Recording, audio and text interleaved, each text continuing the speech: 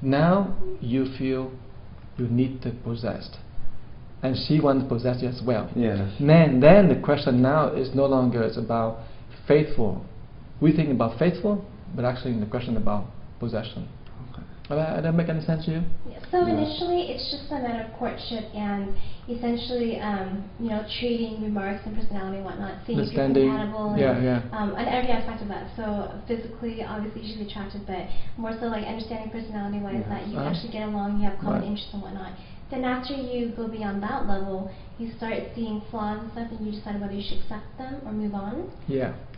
But the confusion is, the sex go in any of this stage and make you confused because when the sex coming in, we think about faithful, but actually the real nature is about possession. Well, and that is what when you want to delineate and require some maturity about not only what stage but about what kind of mind you have. And when you don't possess a person, then you have a lot of respect to that person. When you possess, then naturally the respect simply become more confused because when possessed, oh yeah, listen to me. You don't have to do this, you don't do that, right? You try to order because you're possessed. Yeah, well, so that's I was thinking of like, what happens if, when two people are having sex and then, let's say one of the partner, they think they're in love, but one of the other person is like, okay, we're just doing this for fun. Right. And they got too really into it, and then it's like, they think it's still fate, Right, that's a confusion. Yeah. You see that confusion, and most likely that confusion is really, I think, is very pervasive because people couldn't see that nature.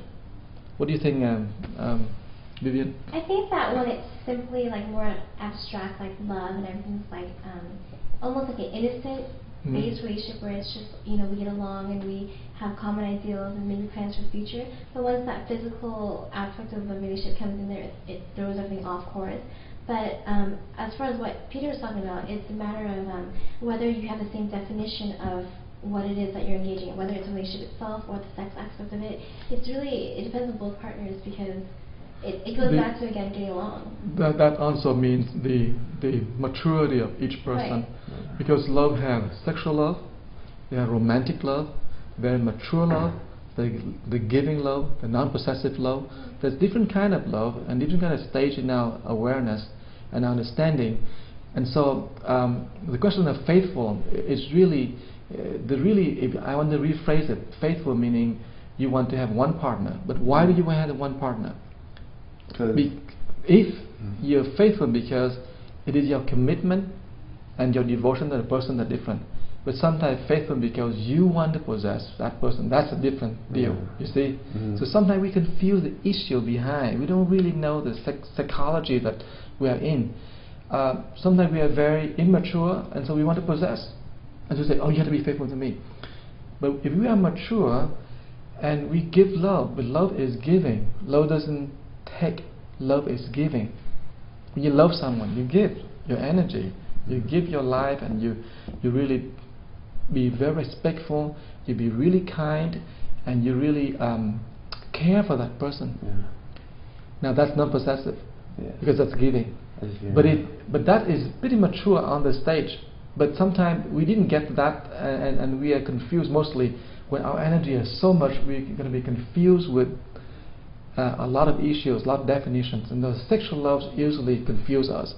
And therefore the question of faithful, because we want to possess it, and the question of really it comes down to like a religion, like you got to do this, you got to follow this, you got to listen to me. The kind of very much rule and force came into play, and then the struggle becomes very much built in, and then people will play a guilt trip. Why are you not faithful to me? You see, you know that, and so it's really painful. And so I think I only give you tips. I can't tell you much about it, because you can see it.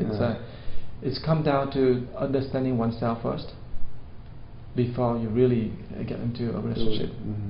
So understand oneself meaning understand the stage you're in, understand the psychology that you are in, usually if you can do that, mostly you're pretty safe, and you don't get really victimized or victimed for any kind of guilt trip, because most of the time we are so young, we just say things and actually it's blackmailing rather than anything, or I know you're doing this, you're not faithful, or you know this and that. Of course, so high school. Yeah. Okay, Vivian.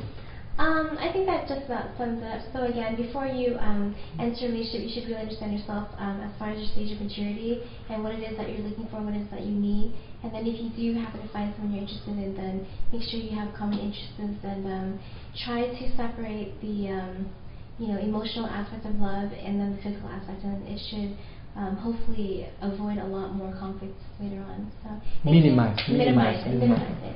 So thank you, Master, for your wisdom, and thank you, Peter, for your question. Okay, thank you. And thank you, viewers. See you next time.